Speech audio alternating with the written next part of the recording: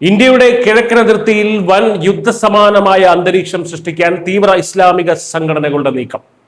പശ്ചിമ ബംഗാളിൽ നിന്ന് നിയമവിരുദ്ധ കുടിയേറ്റക്കാരെ പുറത്താക്കാൻ ഇന്ത്യ നടപടി കടുപ്പിച്ചതോടെ ജമാഅത്തെ ഇസ്ലാമിയുടെ നേതൃത്വത്തിൽ 11ഓളം തീവ്രവാദ സംഘടനകൾ ഇന്ത്യൻ അതിർത്തിയിലേക്ക് മാർച്ച് പ്രഖ്യാപിച്ചിരിക്കുകയാണ്.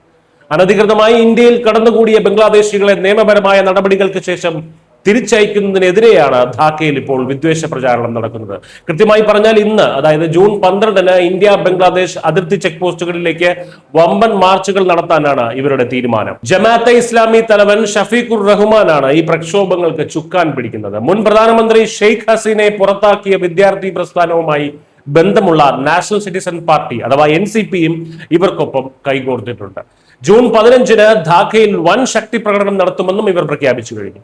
ഇന്ത്യൻ അതിർത്തിയെ ബോധപൂർവം അസ്ഥിരപ്പെടുത്താനാണ് ഈ സംഘടനകളുടെ ശ്രമം.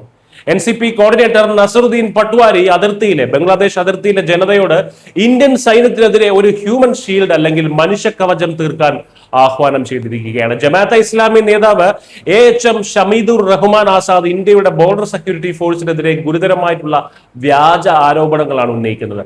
എന്നാൽ ഭാരത സർക്കാർ ഈ ആരോപണങ്ങൾ അപ്പാടെ തള്ളി ആരെയും ബലപ്രയോഗത്തിലൂടെ ഓടിക്കുന്നില്ലെന്നും നിയമ നടപടികൾ പൂർത്തിയാക്കിയ വിദേശികളെ മാത്രമാണ് മടക്കി അയക്കുന്നതെന്നും ന്യൂഡൽഹി വ്യക്തമാക്കുന്നു. ഷെയ്ഖ് ഹസീനയുടെ പതനത്തിന് ശേഷം ബംഗ്ലാദേശിന്റെ അധികാരം ഉറപ്പിക്കാൻ ജമാഅത്തെ ഇസ്ലാമിക്ക് ഒരേ ഒരു വഴിയേ ഉള്ളൂ, അത് കടുത്ത ഇന്ത്യ വിരുദ്ധത വളർത്തുക എന്നതാണ്. സാധാരണ ജനങ്ങളെ അതിർത്തിയിലേക്ക് തള്ളിവിട്ട് BSFനെ കൊണ്ട് വെടിവെപ്പിക്കുക, അതിലൂടെ കാശ്മീർ പോലെ ഈ അതിർത്തിയെയും അന്താരാഷ്ട്ര തലത്തിൽ വിവാദമാക്കുക എന്നതാണ് ഇവരുടെ അജണ്ട. ഇത് ഇന്ത്യയുടെ വടക്ക് കിഴക്കൻ സംസ്ഥാനങ്ങളിലേക്കുള്ള ചരക്ക് നീക്കത്തെയും ചിക്കൻ സ്നെക്ക് ഇടനാഴിയുടെ സുരക്ഷയും നേരിട്ട് ബാധിക്കുന്ന ഒരു കാര്യം കൂടിയാണ്. പാകിസ്ഥാന്റെയും ചൈനയുടെയും ഒത്താശയോടെ ഇന്ത്യയുടെ കിഴക്കൻ അതിർത്തിയിൽ ഒരു സ്ഥിരം തലവേദന സൃഷ്ടിക്കുകയാണ് ഇവരുടെ ലക്ഷ്യം. എന്നാൽ അതിർത്തിയിലെ ഈ അനാവശ്യ പ്രകോപനങ്ങളെ നേരിടാൻ ഇന്ത്യൻ സൈന്യം സർവസജ്ജമായി കഴിഞ്ഞു. വോട്ട് ബാങ്ക് രാഷ്ട്രീയം നോക്കാതെ അതിർത്തികൾ സുരക്ഷിതമാക്കാനും നുഴഞ്ഞുകയറ്റക്കാരെ തുരത്താനും ഭാരതം എടുത്ത തീരുമാനത്തിൽ നിന്ന് ഒരടി പിന്നോട്ടില്ലെന്ന വ്യക്തമായിട്ടുള്ള സന്ദേശമാണ് മോദി സർക്കാർ നൽകുന്നത്, ബംഗാൾ സർക്കാർ നൽകുന്നത്. ജമാഅത്തിന്റെ ഏത് നീക്കത്തെയും തകർക്കാൻ BSF സദാ സന്നദ്ധമാണ്. News desk Malayalam.